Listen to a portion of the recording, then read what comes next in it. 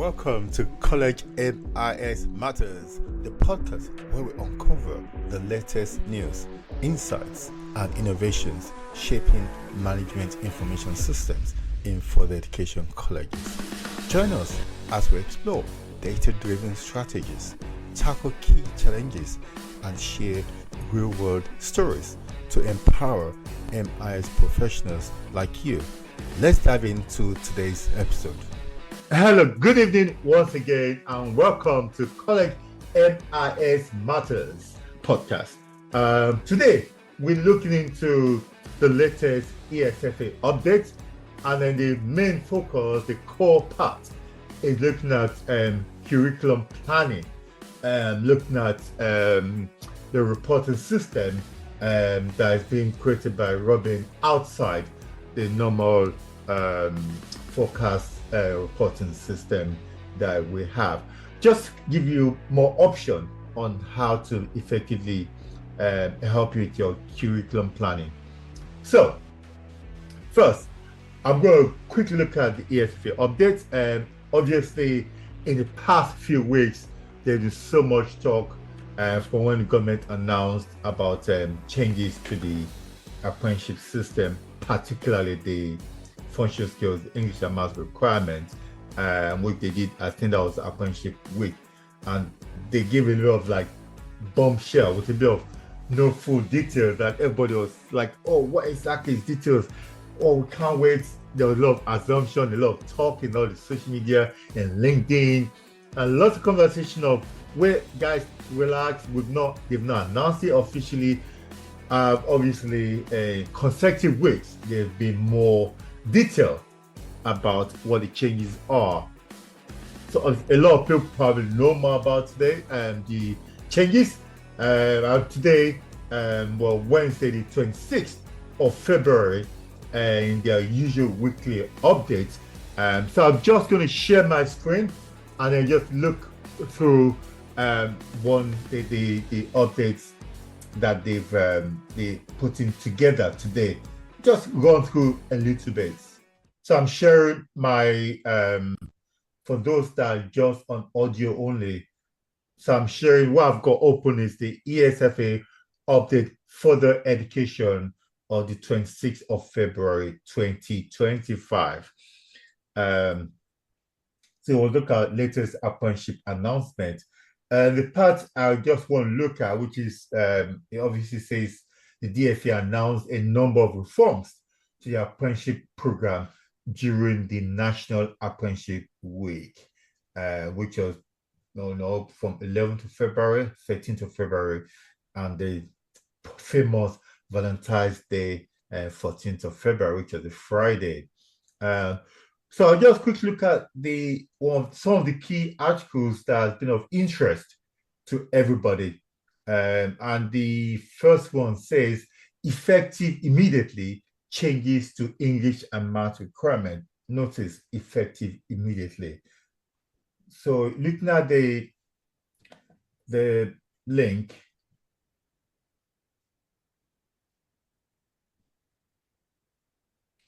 I'm sure you can all see my screen. Is that correct, Robin?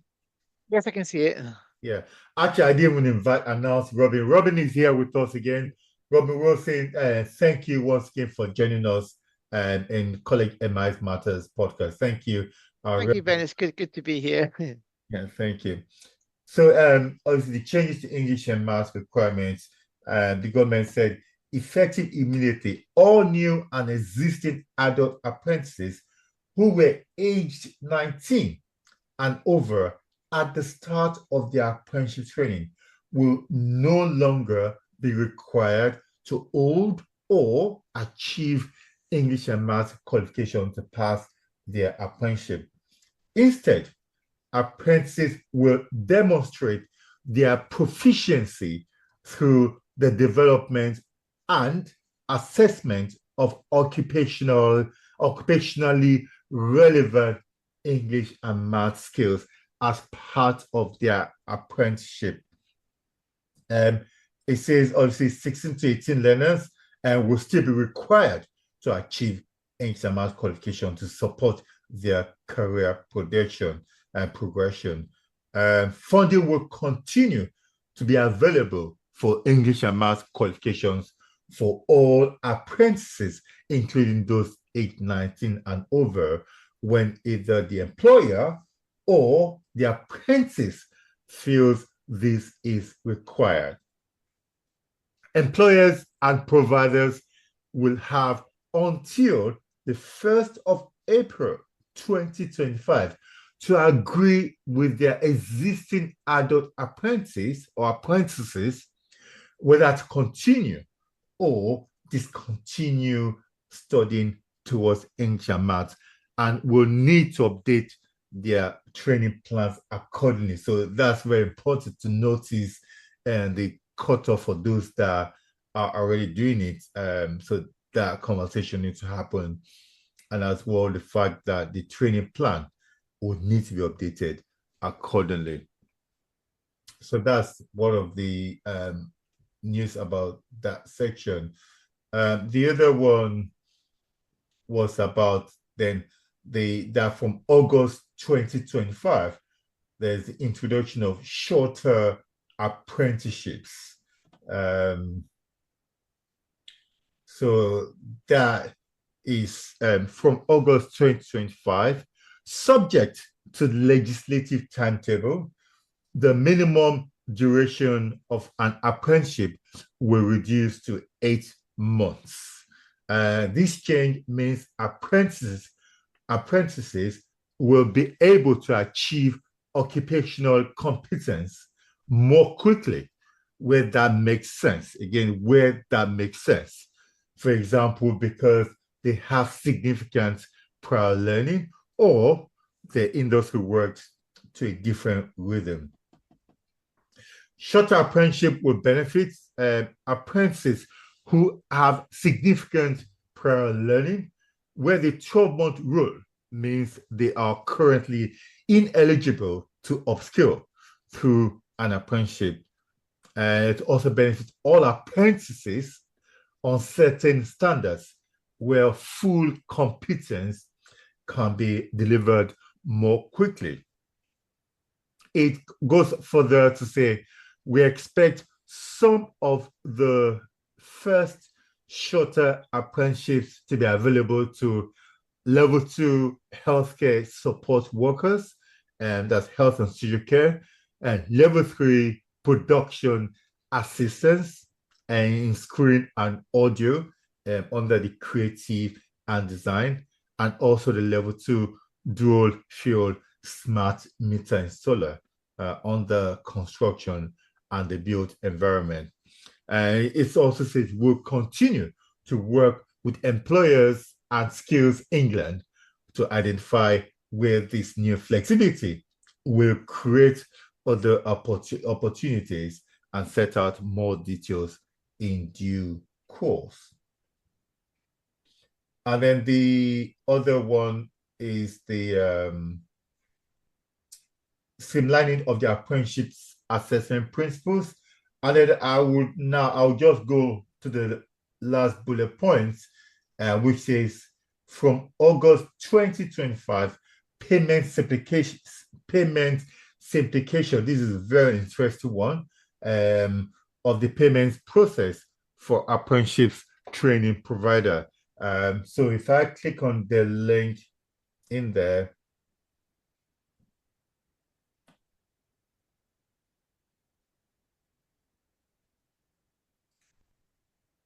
so it says from August 2025, the Department for Education will begin to remove the data duplication, well, about time, required from providers. Exactly, isn't it, Robin? Yeah, it is a bit, yeah, because they have to do this job twice and then get them to match, and then they get the delock errors. And so, yeah, it's a bit of a carry on, isn't it? I know, yeah, for providers to submit overlapping data via both the ILR and apprenticeship service accounts and to receive funding for apprenticeship training. This change will eliminate data mismatches, the popular deadlock between the ILR and apprenticeship service submissions, addressing existing issues for training providers. it will also significantly reduce the administrative burden on training providers and employers. It will improve cash flow for providers, definitely, because delock 1 month, you can't resolve it. It takes 2 months. The income doesn't come into 2 months or until the third, fourth month, because you're having to converse with the employer and sometimes make some weird changes to dates because of some things. So it's very it's something very messy what you have to do to get, and time consuming as well. And they say to minimize payment delays and increase data accuracy, and to remove the need for providers to enter data into the apprenticeship service. Wow, brilliant. It will provide a single data source, reducing data locks and speeding up payments to providers while giving DFE faster access to apprenticeship data. Further detail on implementation will follow in due course. We cannot wait to get the further details.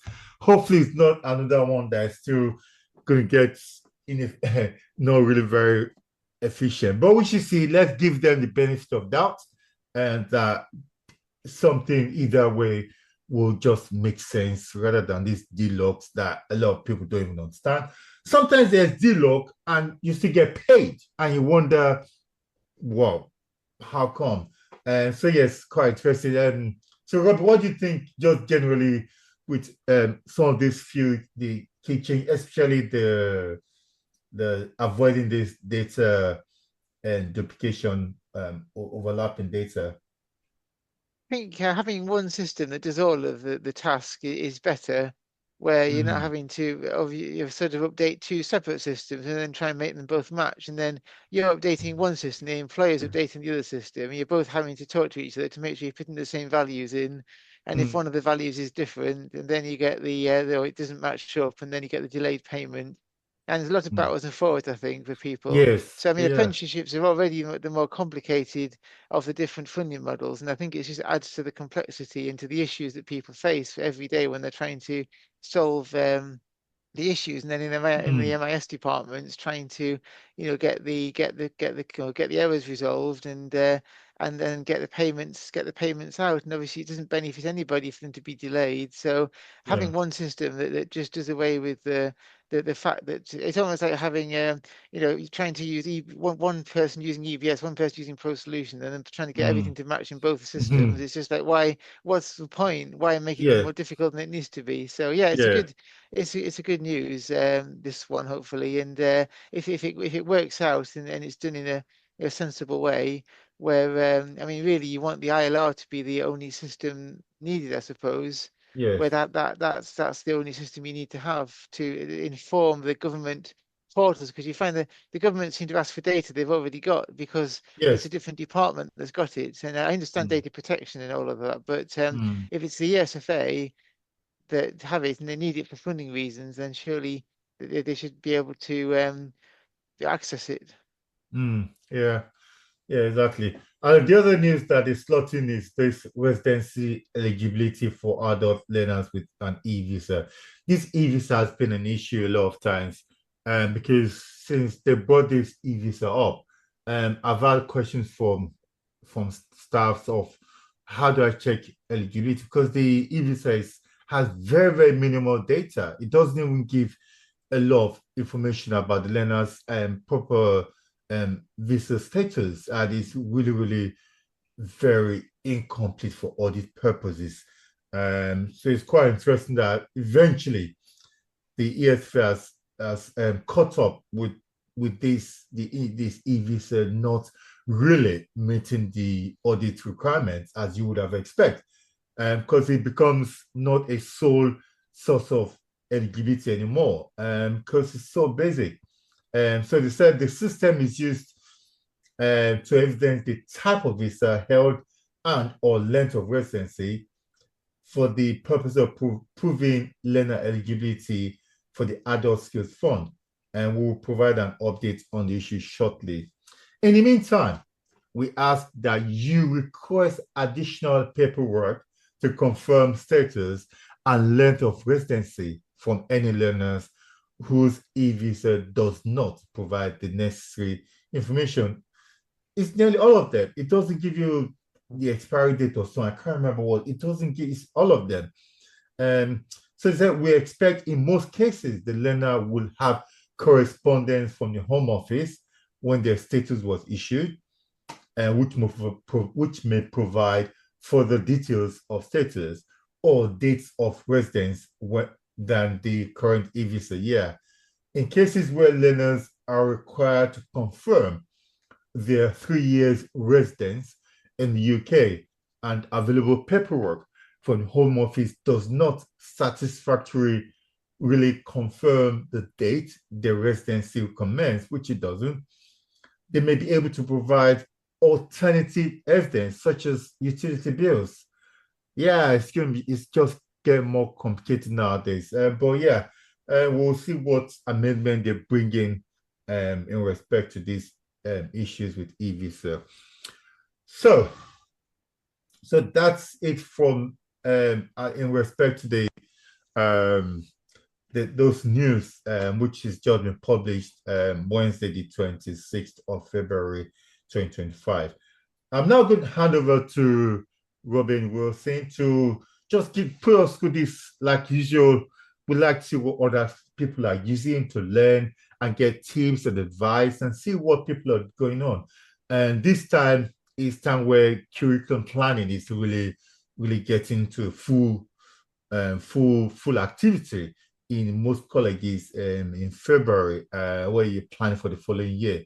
I remember a few weeks ago we spoke about progression data, where you want to know which learners is coming in the following academic year. As part of your conversation linked to destination and progression, and so the meetings normally go on as well. So you can know how many learners are coming to particular courses. Is all part of curriculum planning because that will feed into your planning for what you run the following academic year.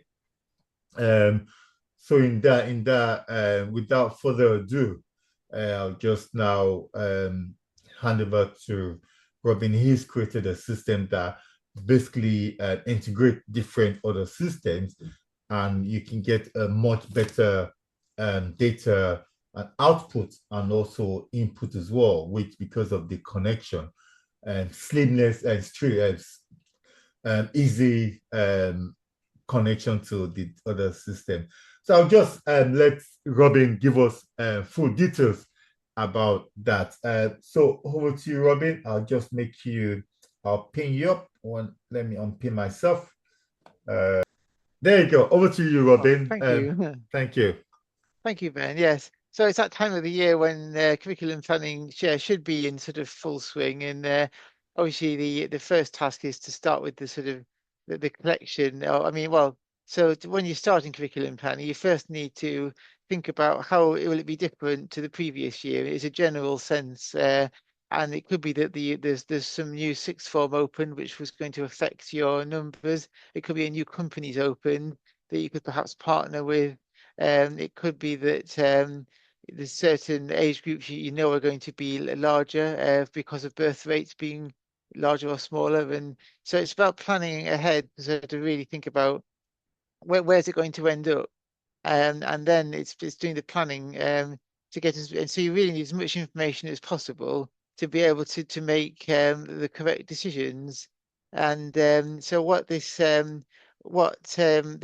report it is, which I'll show it on screen actually, it pulls together information from the different systems, because really we've got to think about what information do we have to determine which courses are going to be successful or not, and what we're going to need in terms of the costs and the contribution rates, what they'll look like.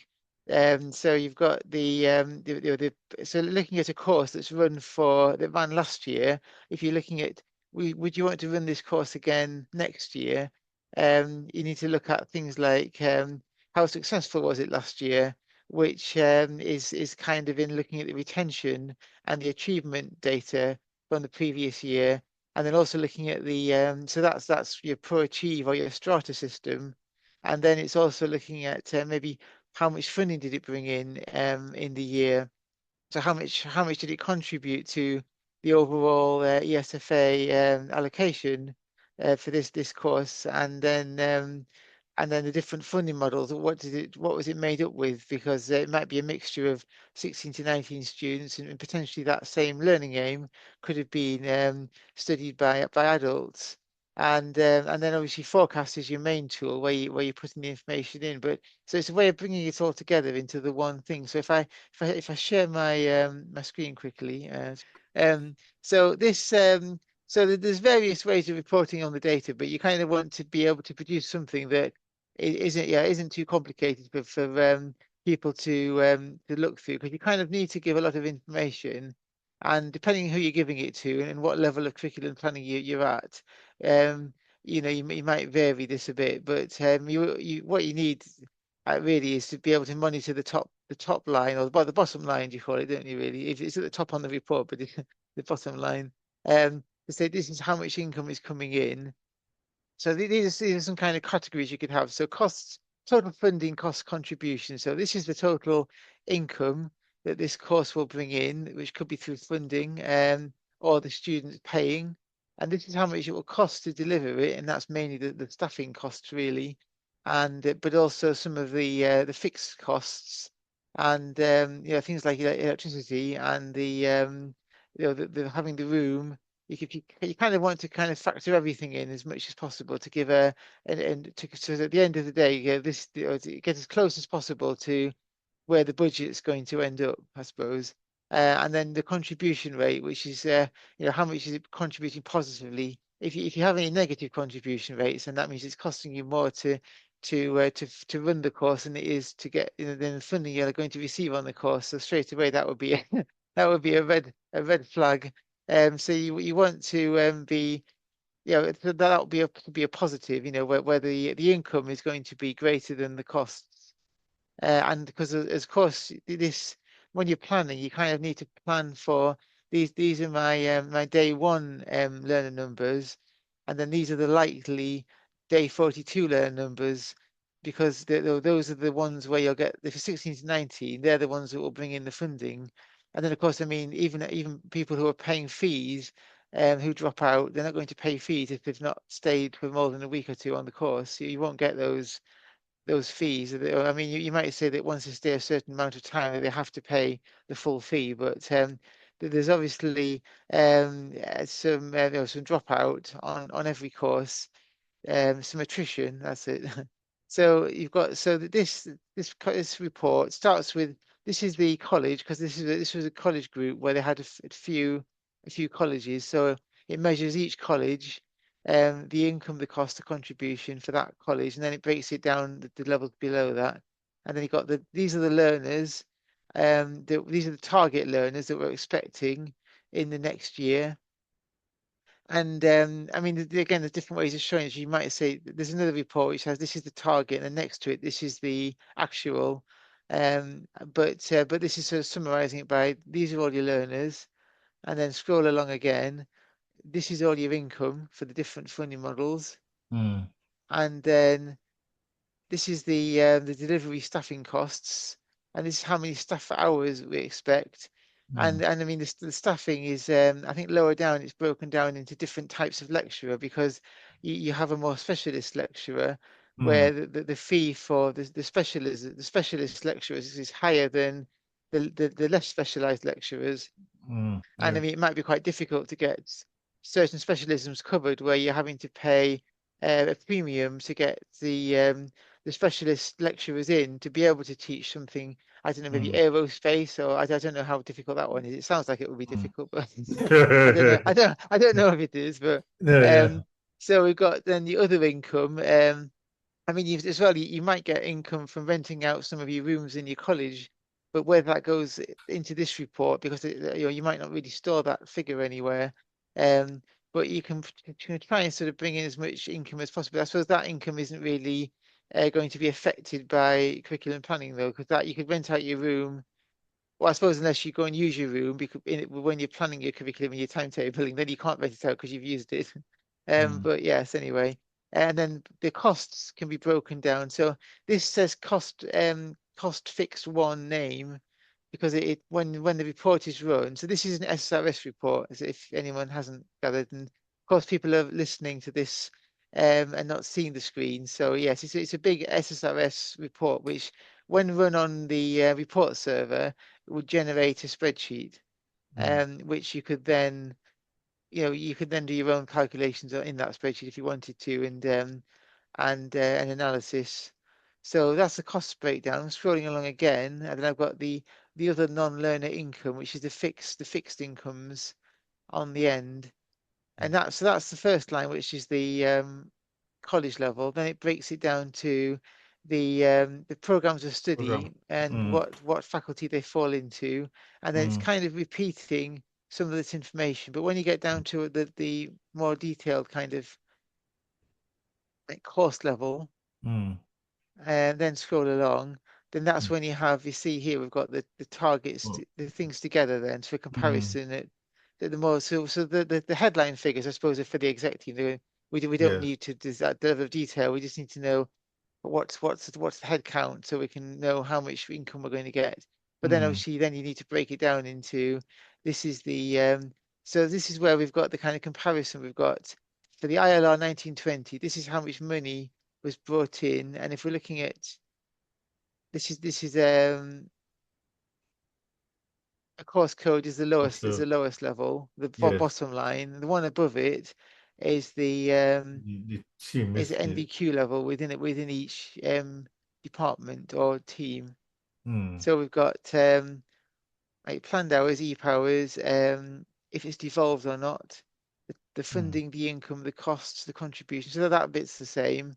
And then Mm. you're going into a section for each funding model. So you've got this is the so within 16 to 17 Mm. 16 to 17 funded students, Mm. that's the total money brought in the 1920 ILR, the total funding brought in. That's come from the FIS, so that's Oh, yeah. accurate, and it would match up with people's the college's ILR reports, the Mm. final, R14, and Mm. then that's the 2021 return to say this is how much money was brought in the following year, Mm. and then this is then what the funding and the target enrollments. Mm. Yeah. As you can see, this was generated a few years ago. That's why it's got 2020, 21, 22 on it. Mm. And then, so this is the target enrollments for 16 to 17, which come Mm. from forecast. And then Yeah. this is the actual enrollments 16 to 17 from the year before, which comes from your MIS system. Mm-hmm. And then the target learners, don't even remember what that one. Oh, sorry. Yeah, this is enrollments and Yes. this is learners because Yes.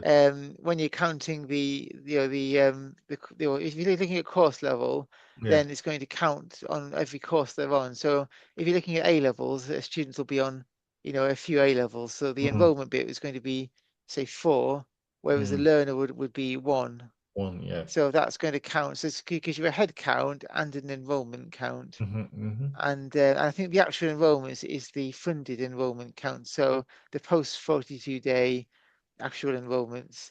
And Mm. then, so those sections repeat for 18 funded, T level funding, and then the 16 to 19 funding total, which pulls it all together as a total of the combination. Then you've got Mm. the adult funded, the advanced loans, the other income, and then in forecast you've got separate income lines which you can put in, and then Mm. that's breaking that one down as well to different income lines. So that's one of the reports, and then you see on the end of the report after that it's got these are the group sizes, because that's can be quite important as well, because when you're looking at costs of staffing, if you've Mm. got lots of little groups, then it's going to put your cost of staffing up and bring your contribution down, because you're going to be Mm. paying for more staff Mm. with less students. So you want to sort of monitor the group sizes to Yes. ensure that you're getting the right number of groups. And Mm. I've also done some scripts that take the courses out of forecasting out of Pro Solution or EBS and into forecast. to do the Mm. planning, and then when the planning is completed, another script that takes the data out of forecast and puts it back into the MIS system, creating all the courses for the following year from forecast. And then, so you've got the ProAchieve data here. So this is how many levers, this is how many, this is the how many achieved, and this is the achievement rate. You could also bring into this attendance and retention, but I think when you're looking at to avoid getting it even more complicated with more columns, really, last year's achievement, I suppose, is the best indicator.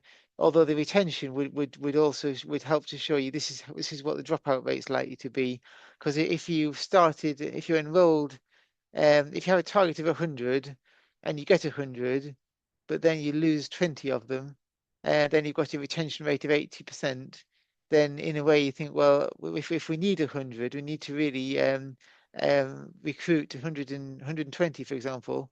So then when you lose 20, you might lose a bit more than 20 because it'd be a higher percentage then, but then Yeah. you'll try and hit the 100 mark after you've lost the ones that don't stay. And Mm. also there's Yeah. lots of obviously swapping and changing around at the beginning of the year. So Yeah. it's so you're trying to sort of get to a point where it balances out. So that's the one report. And the other report is similar, but presents information slightly differently. I'll just move the video a little bit. I'll put it down there. Um, so that's giving the student numbers summary. So post-solution actual numbers, forecast plan numbers, and the difference. And that's by the different college structure levels. And then you've got last year versus the current year, and then also the current year versus the next year. Give a kind of a good overview, really, of the kind of how it's looking and how it's comparing, because that helps, I suppose, the SLT when they're reviewing this to ask questions to the heads of departments and say, last year we had this, but this year your target is much higher. What's the reason? And they might say, well, it's because we've got this new 3D printer and we've heavily marketed it, and we're expecting to get a lot more students signing up, and we've got the marketing department on board, so they might have a reason, or you might say this number is much lower. Why is that? And they say, oh, it's because the college around the corner, or the sixth form around the corner, is now offering these technical courses, so we expect that we will receive less students coming from those sixth form. Because I suppose then you look at the feeder schools and how many students come, and if that feeder school is suddenly doing something that competes, then Mm. you're probably likely to get a lower number of students coming from that feeder school for that particular subject, because I suppose that they'd be, well, they'd be offering the students, you could stay here and do it, and we've got all this new provision, all this new, they've invested in stuff, so it might be quite attractive proposition to stay where they are. Mm. So it's just understanding, I suppose, it's like doing a SWOT analysis at the start to say these are the strengths and your weaknesses and the threats and the opportunities, Mm. um, to grow where we can and to know where we're going to contract, and be able to grow in other areas to counteract that issue.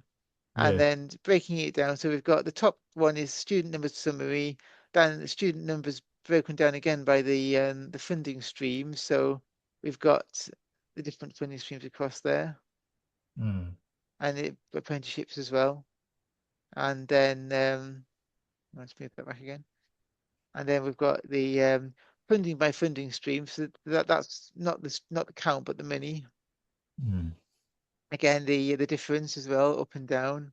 So obviously, as people are changing the numbers in the forecast software, the reports will be adjusting because it's all live data. So when they run the report again, they'll see the impact of the change. So the student planned numbers by the different categories, and then the total planned income, and then the staffing.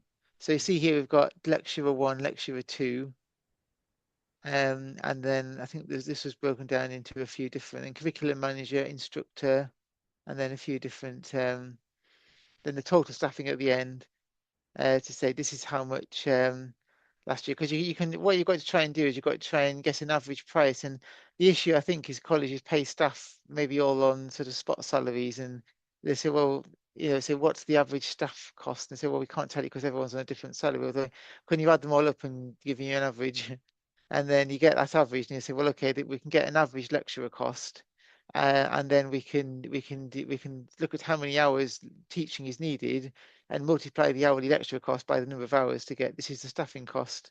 And then the other thing this gives you is when you know how many staff you have that are on the establishment report in a department, you'd know then if you've planned stuff, which means not have enough staff. The planning will then inform what agency staff you need to go out to get. So it doesn't come as a shock when you sort of open in September and go, hang on, who's going to teach that? Oh, we haven't got anybody. So again, it's all helping to sort of make sure that it goes smoothly. And then after forecast, the planning stage is complete, then it moves to sort of timetabling. And then at the very end of this report, you've got a summary where this is the target for the academic year, funding, this is the actual funding, this is the plan for next year, expenditure, contribution, and the contribution rate. And then this is the difference between the plan and the actual. And then so I think by combining the different sources of information, you can get a much broader overview and make more informed decisions and plan better. Because yeah, if the retention is really poor, you've got to get a higher number of students. And then if the achievement's terrible, then you might be thinking, well, there's another reason why maybe we shouldn't run this, or we need to look at why is it so bad, so we can not have the same result next year. Because obviously a bad achievement in one area is bringing the overall college achievement down. And there's kind of a few things at play here. It's mainly about the money and about the planning, the money, side of things. But then it's also you want to have good achievement as well, to try and Yeah. get to the point where the college needs to get to, I suppose. Yeah. So what think about the technicality behind this. So what systems behind it? Where is input? Where is the output? Where is the processing done for this report? What the input, the processing, so the calculations are done here in and then the output is the Excel file that is exported from the report. What so this is forecast. For example, forecast is the main where the data is entered into by the user, by the staff, right?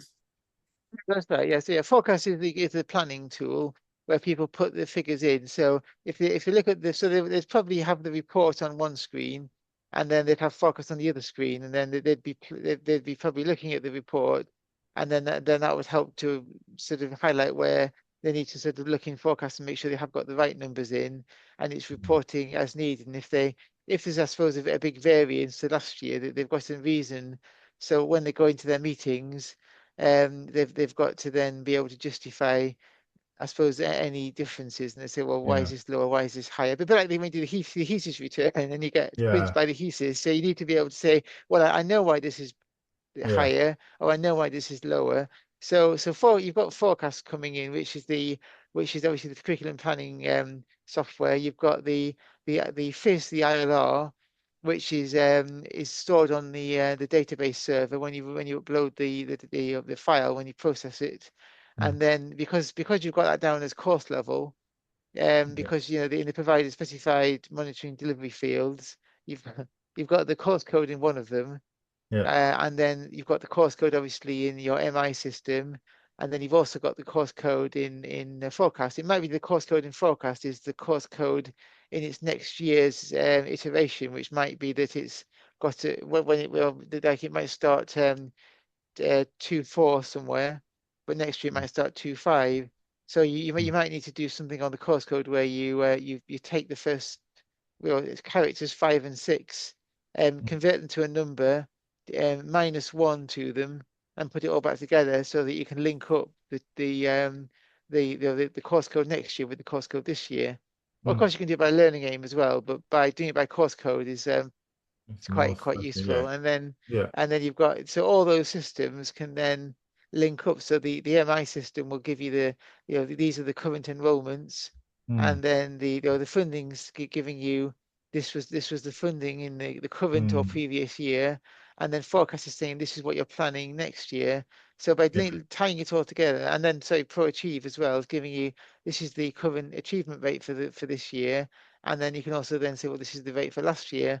So you're getting a mm, nice trend in there to say mm, this is so. So I mean, if you've got a 2 or a 3 year trend, in Yeah. there, and then the numbers are kind of generally the same in a particular subject, and then they're suddenly higher or lower, then Yeah. it's going to be, because it might be that they vary a lot each year for whatever Mm. reason, maybe because whatever course they would feed into this next course, Yeah. maybe that's not running this year or whatever. There's the reason Yeah. why you're going to get a lower number. If you've got a 2 or 3 year trend there, then you've Yeah. got quite a good picture of, and then anything that varies from those previous years is the Yes. things that you So target. yeah. So I just want to ask about technical part of it. So what you have there is linking to the forecast database SQL Server behind the scene. Yeah, that's right. So it's all the Yeah. SQL database is all being Yeah. linked together, and it's all run live when the report runs as well. And it Yeah. doesn't Yeah. take too long to pull it all together. Yeah. So all these formulas here, the formulas that is obviously agreed by the college, because like you said, Focus has its own report that does calculation in the forecast. So why would someone not choose the export from forecast with calculation and use this one? What would be the advantage of using this instead of the export from forecast? I mean, I suppose one of the advantages is that if you need the kind of the current enrollment numbers, and you need Yes. the current retention achievement amount, and you need what the funding is, because Mm, I suppose when you're doing the curriculum planning like now, if for next year you're still running your ILRs for the current year, and then there's still mm, new learners enrolling, so you kind of need up-to-date figures. So you could put all your figures into user-defined fields in yes. forecast, Yeah. but then when you run your report, they quite quickly get out of date. So you Yeah. then got to either refresh all your figures in forecast, Mm, or just have a report that is running from the different systems, so that as soon as you refresh ProAchieve by putting a yeah. new file in, or as soon as students enroll to courses in Pro Solution, it's then counting. Because I suppose what you're aiming for is this is the end position of the Mm, 20, like 24, 25, yes. Yeah. which you want to compare to what you're planning for next year. Because some courses, I suppose, started later in the year, Yes. and some courses might not even have started yet. But Mm, for next year, your plan is obviously for everything, including the courses mm, that don't start in September. So yes. I So suppose as you get closer towards the end of this year, you should mm, be getting closer to your planned numbers for next year. yeah. So yeah. So again, yeah. So basically, you've got forecast server behind the scene. You've got ProAchieve server behind the scene, database behind the scene. You've got your live student record system behind the scene, and you've got fees. So this report is feeding from those, let's say, four systems in that case. And that is, like I said, the advantage. No, so you put your input in forecast, you've got the key your identifiers, the key data, for example, like you said, the course code that you input in the forecast. I've got your fees that's got the course code in there. I've got your live enrollment system that's got the course code in there. And you have your, what have I missed out? One more system, ProAchieve forecast, your ProAchieve. enrollment, and then the fees. So you have those. So this system is now doing its own calculation based on those raw data. Yep. Yeah. Oh, you could have been the allocation in as well, because obviously you'd have your allocation, so you'd always Mm. also be You- planning against the allocation, but you might be yes. planning to over deliver on the allocation Yeah. to get more the next year. Okay, brilliant. So yes, so I think that is very, very clear. I'm sure, as usual, if any more questions, people can get in touch with us with Robin. But again, the whole idea is to showcase how you can help your curriculum planning. But in this scenario, this is using forecast and also connecting to your live data, which means your data, what you're looking at in this report, is live and more accurate, unlike where you have to keep importing or importing to forecast your data. But here it is live, linking live to other your data, your enrollment system, which is a big advantage. And yeah, so yeah, I think we'll just end there for today. Thank you very much, so much, Robin. Um, Thank you. yeah, so that's really very useful. Oh, can I just say one more thing? Yes. Just the if anyone's using the Excel CSV import and export tools, I've had some feedback on some improvements to make to those. and so I've made the improvements. And one is that people wanted to be able to specify a different schema, because obviously in a database, the default schema is DBO. Um, but sometimes people create their own schemas like reports or something else. So they want to be able to save the table to a different schema. And so now you can. And then also people the file the database table name. So if you use the tool to upload a spreadsheet, and whatever the spreadsheet was called, or the tab in the spreadsheet was called, it would use that as a name of the table it created. But now you can specify manually a table name that you would like to have instead in the config file, and it'll use that table. Because I suppose the thing is, spreadsheets and CSV files are getting created automatically, and it saves sort of manual intervention afterwards to sort of have to do something later. Whereas if the tool can kind of do the whole job, which is the idea with this really. Yes. So just as a refresher, it can pull a file from an FTP that you want to import from a cloud system.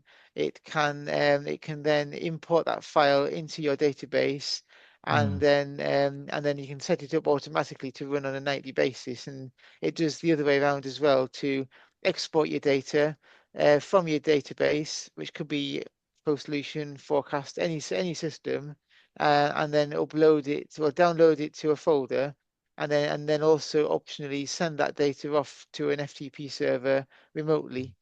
So yeah, that's been updated as well, just yesterday, 20 hours ago, Yeah. from the link. Yeah. Okay, brilliant. Thank you very much, Robin. So we're going to end for today. Again, we hope you've benefited from that. Again, make sure you subscribe, follow us on our YouTube channel, subscribe to our YouTube channel, and also follow us on all our various podcast platforms so you can get the latest as soon as we update it. So thank you and goodbye, everybody. Thank you. Goodbye, Bye. everybody. Bye.